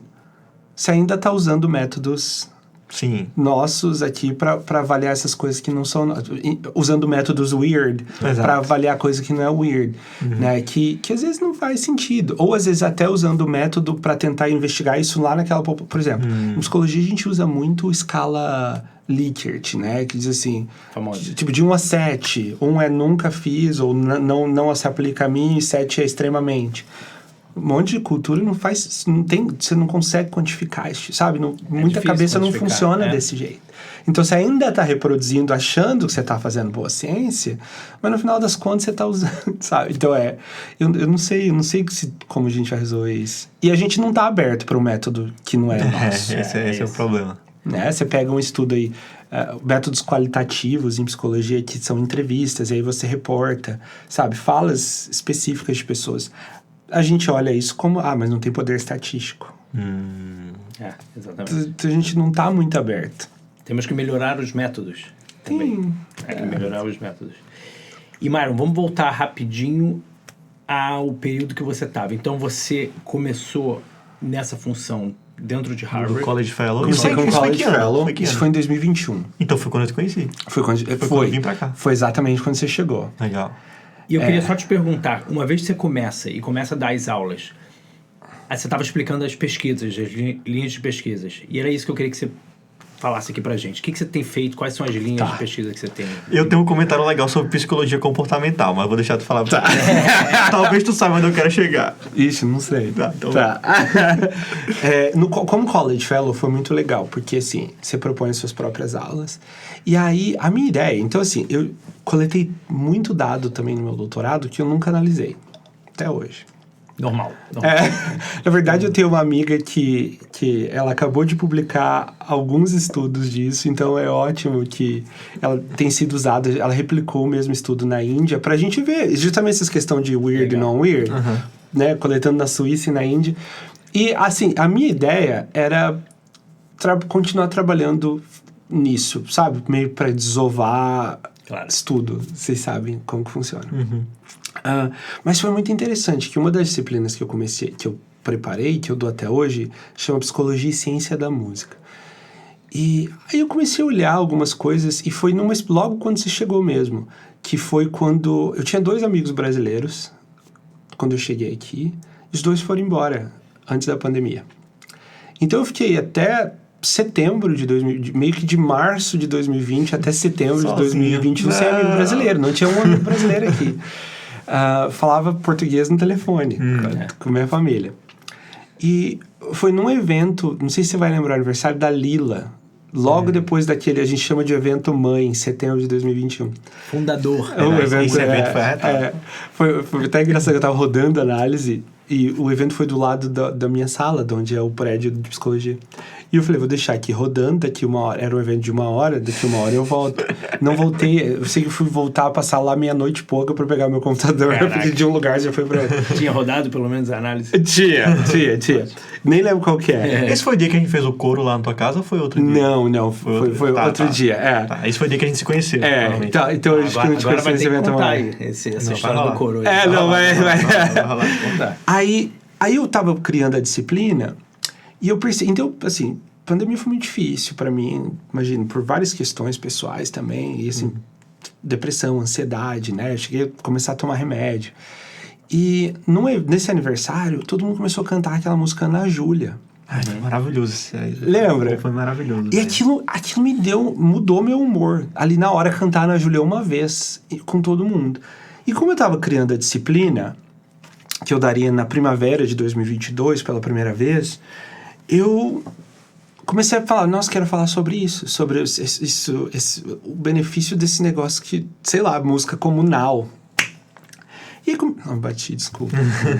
Aí eu comecei a pesquisar e, na verdade, não achei nada disso. E aí, quando eu comecei a olhar, eu falei, gente, isso aqui pode funcionar muito como uma recompensa social. E essa é a hipótese que eu estou testando. Então, eles me deixaram muito livre, assim, quando eu entrei como College Fellow, para dizer, tipo assim, faz o que você quiser. Quer fazer. Faz o que Mas você o que quiser. é música comunal que você falou? Aí eu comecei a pensar nisso. Que existe alguma coisa nessas músicas que todo mundo canta junto?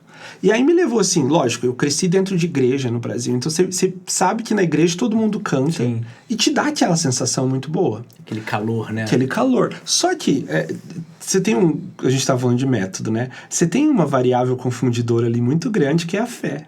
E como que você vai... Você pode até existem questionários para mensurar a fé, mas acho que seria muito complicado. Comecei a ver, na verdade, não tinha estudo nenhum nisso. E existem alguns estudos de música e recompensa, mas olhando para a música preferida, né? Que ativa essas mesmas regiões do cérebro que dinheiro, comida e etc. E sexo. E aí eu comecei a pesquisar, falei, quer saber, então eu vou criar um estudo aqui para testar, primeiro pra gente fazer um pilotinho, e de novo, como College Fellow, eles me deram 100% de liberdade para isso. Que massa, velho. Eles te dão financiamento também? Não, até aí a gente... Aí criei o protocolo. Tá. Aí a gente aplicou para o financiamento do Dr. Class. Não conseguimos. O que é o Dr. Class? O Dr. Class é o David Rockefeller Center for Latin American Studies na Harvard. Tá. Que eles têm alguns financiamentos. Não conseguimos financiamento do Dr. Class. Eu tive muita sorte. Olha só, né? Tem coisa que... Falando de fé, né? Tem coisa que a gente não explica. E eu acho que foi uma coincidência muito boa.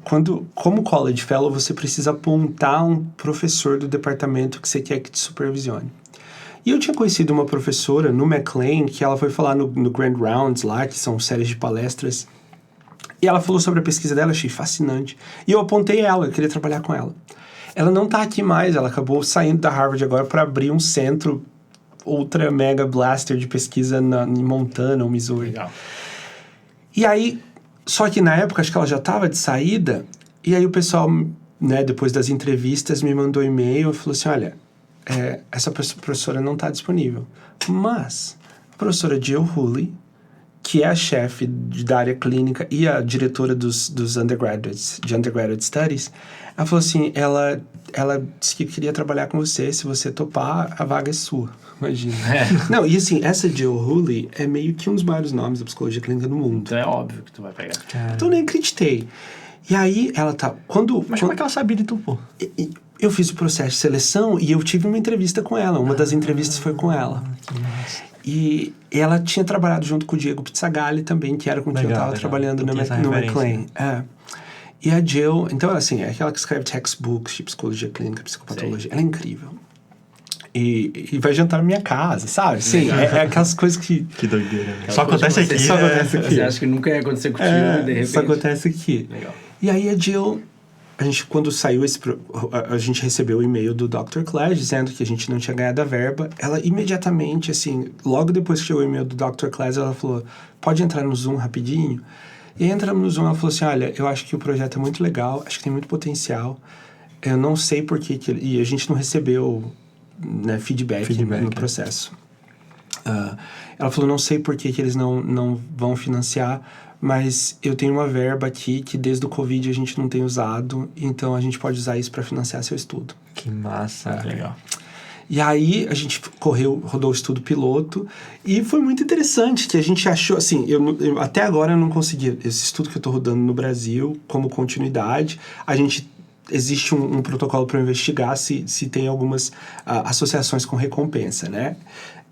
Mas o que a gente fez foi, aqui nos Estados Unidos o pessoal vai assistir beisebol e toca música, né? Então no seventh inning, no meio do seventh inning, que é um dos tempos lá, eles cantam Sweet Caroline, o estádio inteiro cantando. E no 8º inning, eles cantam Take Me Out to the Ball Game. E eu pensei no contexto de esporte, porque eu lembro uma vez que eu fui assistir um jogo do Palmeiras em São Paulo. E eu nunca fui torcedor fanático. Isso que eu ia falar. A torcida... É uma loucura, torcida é muito isso que você tá falando. É muito. E assim, eu acho que se eu tivesse uma história de torcedor forte, seria muito natural a resposta que eu tive. Sim. Porque seria um negócio da fé, né? Seria um negócio da fé. Né? E aí eu tava lá e aí eu tava almoçando no shopping do lado do estádio e aí um cara levantou e começou a cantar Quando surge Alviverde, porém... Aquilo todo mundo começou a cantar e eu acho que foi a minha primeira experiência religiosa sem religião com a música. Doideira. Sabe? Eu comecei a chorar, me deixou emocionado. E aí foi por isso que eu acabei falando, vou investigar isso no contexto de esporte. Rodamos um piloto, a gente conseguiu recrutar quase 300 pessoas para dizer qual música que vem na cabeça quando você pensa. Só fãs de beisebol, assim, foi uma mostra bem representativa dos Estados Unidos. Foi aí que eu fui aprender sobre essa outra música, Take Me Out to the Ball Game, que eu só sabia da Sweet Caroline. Não foi com isso, não. Pois é, acabamos usando essa. E como meu objetivo é trabalhar com imigrantes e refugiados, que eles geralmente experimentam mais níveis de rejeição e exclusão social, que está associado ao desenvolvimento de psicopatologia como depressão, ansiedade e transtorno de estresse pós-traumático. Eu pensei, eu preciso ver se esse tipo de música protege de alguma forma as pessoas em situação de exclusão. E aí a gente criou um experimentinho ali, online mesmo. A gente tinha umas medidas de afeto, umas medidas gerais de psicopatologia e de sintomas, só para garantir que a nossa amostra não, né, ou pelo menos a variação que a gente via num grupo a gente veria no outro. Algumas medidas de afeto, que são essas medidas de sentimento mesmo. Aí a gente usou um protocolo validado que chama Social Media Ostracism Paradigm, que a pessoa cria um perfil numa mídia social falsa e a gente diz que ela está sendo conectada com outras pessoas, aí aparece um negócio de conexão e aí ela pode curtir os outros perfis, o tanto que ela quiser, e as pessoas também podem curtir o perfil dela. E o nosso participante não ganha muito like, ganha um ou 2 likes, e aí tem outros que ganham muito mais. Isso já, né, foi validado, então ele induz aí um mild, de leve a moderada, essa sensação de exclusão. E aí a gente tocou a música, uma música controle e uma música comunal pro pessoal de beisebol, que foi Take Me Out. E o que a gente viu foi que pro afeto positivo, né, as pessoas se sentindo bem, que o pessoal que ouviu a música comunal, isso ficou protegido. Você viu o tipo de buffer. Exatamente. Aquela sensação ruim que vinha depois. De exclusão social. E no afeto negativo a gente não viu diferença. Eu acho que a gente teve ali um efeito de Florence, estava bem baixo já, então não mudou muito. E aí eu tenho olhado, eu tô pensando nisso como uma recompensa social associada a esse senso de pertencimento que a gente falou no começo, como determinante de saúde mental. E a gente teve algumas medidas de pertencimento. E a gente fez uma análise que a gente viu que a relação, então, quanto mais rejeitada a pessoa se sentia, menos sentimentos de felicidade e positividade ela declarava. Então, estava... Calma, e como é que tu mede esse tipo de coisa? Como é que você mede, por exemplo, se a pessoa está se sentindo rejeitada ou não? Isso é tudo autorrelato. Então, a gente tem questionários de autorrelato. Aí a gente roda alguma coisa que a gente chama de... Não sei se vocês usam isso, mas alfa de Cronbach, que é uma medida de consistência interna do nosso instrumento, que está mostrando todos os itens dentro desse instrumento estão medindo a mesma coisa. E todos os nossos alfas foram ou bons ou excelentes. E aí, enfim, a gente achou esse negócio que parece que existe mesmo essa diferença nessa música que todo mundo canta junto. A gente usou esses dados, piloto, daí eu apliquei para uma outra verba. E aí a gente ganhou a verba, ia ser uma verba da Harvard, do nosso departamento. E eu ia fazer o estudo aqui, sem brincadeira. Depois de uns 6 meses de reunião, eu estava fazendo reunião com a Escola Pública de Boston. Cheguei até a entrevistar para um trabalho lá, pensando, vou pegar um trabalho part-time, que daí eu faço projeto. Aí me ofereceram full-time, não tem como. E daí não peguei. E 6 meses depois de reunião, a gente estava discutindo um negócio que já tinha sido definido na primeira reunião. Minha mãe estava aqui na época. Eu falei para ela, se eu fosse fazer isso tudo no Brasil, eu sei exatamente com quem eu falaria, como eu faria. Eu falei, vou ver se pode. Aí fui no meu departamento, falei, posso transferir para o Brasil e fazer o projeto lá? Eles podem. Pô, aí já era. Aí virou muito mais dinheiro. A gente está terminando. Então, assim, a gente desenvolveu um protocolo 100% baseado em evidência. Legal. De música comunal com crianças de 4, 5 anos. Então, agora a gente está na semana 8, 9 lá dessa intervenção. A gente tem um grupo controle. Né, os estudos nessa área são muito fracos, metodologicamente, porque ou eles são feitos por psicólogos que não entendem nada de música, mas entendem de método, mas não entendem de música. Ou por músicos que têm muito pouco entendimento de métodos, mas entendem de música. Então, nesse estudo, a gente meio que, sim, a gente tem uma baita equipe de musicoterapeuta, neurocientista, músico cognitivista. Bacana. Então, tá muito legal. E aí, assim, a gente desenvolveu esse protocolo para testar essa music-based, communal music-based intervention, né? Como eu disse, 100% baseado em evidência. Então, por exemplo, tem estudos que mostram que improvisação faz bem aumenta o well-being. A gente começa a nossa intervenção com alguns minutos de improvisação e as crianças de 4, 5 anos contando do dia ou se apresentando no começo. Que massa, velho. Aí depois, por exemplo, a gente sabe que mover em sincronia aumenta o senso de pertencimento. Principalmente quando você está movendo em sincronia com música, mais do que metrônomo, mais do que um silêncio. Então aí é o próximo. Então a gente tem exercícios rítmicos com música, as crianças se movendo juntos. Aí vem o cantar junto. E aí a gente está usando, não sei se você conhece, é um tipo de neuroimagem, não sei, chama FNIRS. FNIRS. Então ele é Functional Near Infrared Spectroscopy. É uma toquinha que a criança põe na cabeça, ela emite um infravermelho. E aí reflete e a gente consegue ver, né, a oxigenação e desoxigenação de áreas específicas. Então a gente coletou já pré com essas crianças. A gente vai repetir o pós, estou indo para o Brasil daqui 2 semanas para fazer isso. E a gente tem algumas regiões de interesse que a gente acha que podem ser que estão... A minha hipótese é que... Então, assim, a gente testou o pré. No pré a gente só tem música desconhecida, que a gente compôs para esse estudo mesmo, e músicas familiares, que as crianças já conhecem. Né? Porque acho que esse é um negócio que tá muito difícil da gente entender. Será que é porque é comunal ou porque é familiar? Né? Música familiar tem um efeito. No nosso estudo piloto, não está correlacionado o nível de familiaridade com a melhora ou buffer que a gente viu no afeto positivo. Mas a gente precisa de um pouco mais. Sim. Então, a gente teve nesse pré lá a música desconhecida, música familiar, e a gente tem uma terceira categoria que ainda não era comunal no pré, mas que vai se tornar comunal no final, porque as crianças estão cantando em todas as sessões. Nas 10 sessões em grupo. A gente tem o controle só está ouvindo a música e fazendo aula de desenho, enquanto as músicas tocam no fundo, porque o nosso interesse é saber se, de fato, fazer a música ativamente tem um efeito ou se é só se mexer com música. Então, eu tô nessa, assim, agora para ver, será que Communal Music é uma recompensa social? Bacana. Como o dinheiro foi pro Brasil, a gente agora vai conseguir replicar o estudo na UFABC. Hoje ele o dinheiro vale mais lá, né? Vale muito mais. Tá acontecendo na UFMS, no Mato Grosso do Sul, com uma equipe de mais de 20 pessoas, e agora a gente vai replicar na UFABC em São Paulo no próximo semestre. Tô animado. E, Myron, a gente está chegando ao final, infelizmente, do nosso podcast de hoje. Então, eu queria te fazer uma pergunta fácil.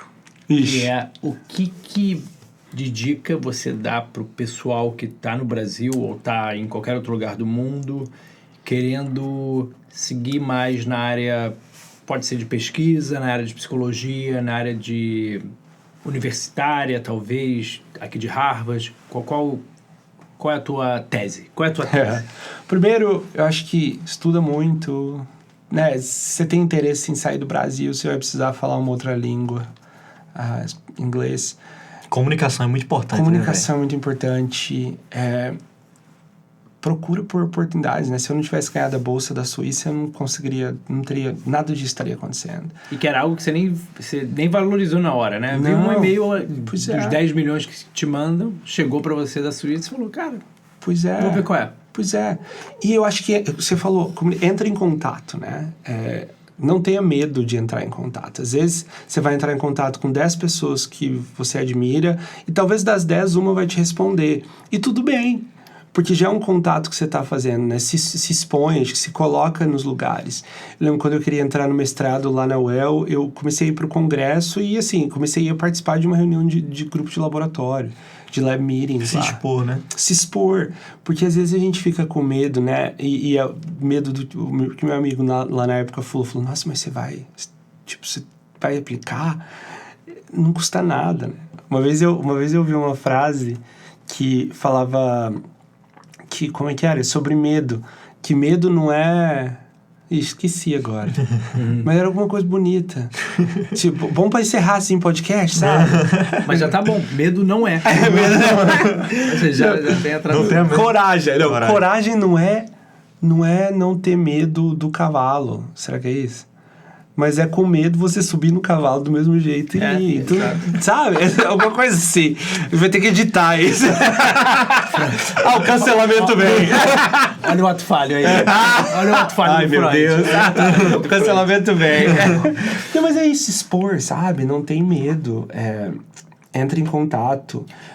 É até interessante que você falou agora isso do manda e-mail, se expõe, porque tem muita gente que, por exemplo, você manda 100 e-mails, 99 pessoas não vão te responder. Só precisa de Você só precisa de uma. Só precisa de uma. E aí a ideia, você pode olhar para isso do tipo, 99 pessoas... Eu não tinha e-mail nenhum positivo. 99 pessoas não me responderam. Ou você pode olhar, uma pessoa me respondeu.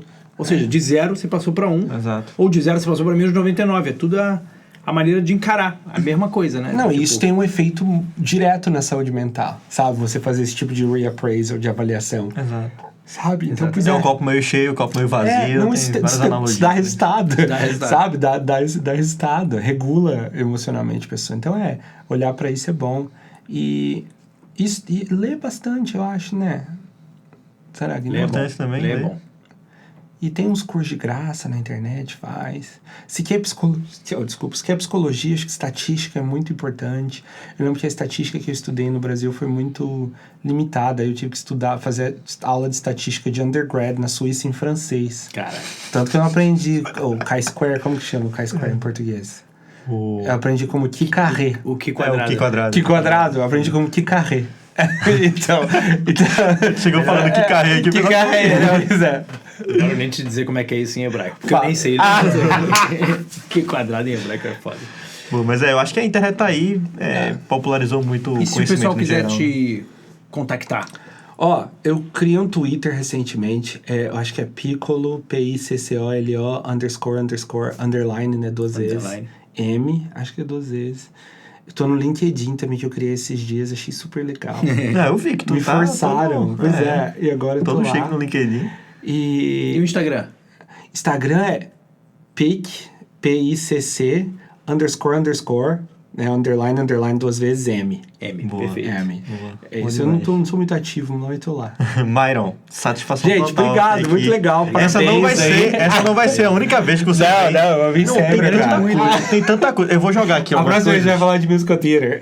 Não, mas exato. Era uma das coisas que eu queria tocar muito aqui, porque conheço tu faz muito tempo, eu sei que tu tem esse lado musical muito forte, então sabe de tudo que acontece da Broadway e das coisas antes de chegar na Broadway, ele sabe tudo. Já sabe. Então ele diz, não vê na Broadway não, vê ali que ali é mais barato, então, e já ele vai estar tá lá. aqui do lado de casa. Eu já sei pra quem que eu vou perguntar. Tudo a lá gente de ama. casa. ama. A gente tem um teatro pré-Broadway aqui na Harvard. É mesmo? O cara sabe tudo, pô. Caraca. Sabe tudo. Não, e no prédio de Myron tem um cara. Era isso que eu ia falar do. O Pinker. Não. Skinner? Ah, o laboratório do Skinner. Esse cara é um dos caras mais famosos da psicologia. Da análise de comportamento. E ele treinou pombo pra guerra. Caraca. E tem tudo isso lá. E tem um monte de pombo lá no prédio dele, pô. A gente deu mole, não falou. Não, e você sabe por que ele trabalhava com pombo? Ah. Eu vou falar só da próxima vez. Aê! Boa, Mayra, é isso. Já fico pra próxima. Mayra, satisfação total. Foi muito demais. legal. Obrigado. Tamo junto sempre. Um beijo, boa Valeu, sorte queridão. pra vocês. E é isso. Obrigadão. Podcast, muito sucesso. Até a próxima, pessoal. Valeu, pessoal. Beijão. Valeu. Tamo junto.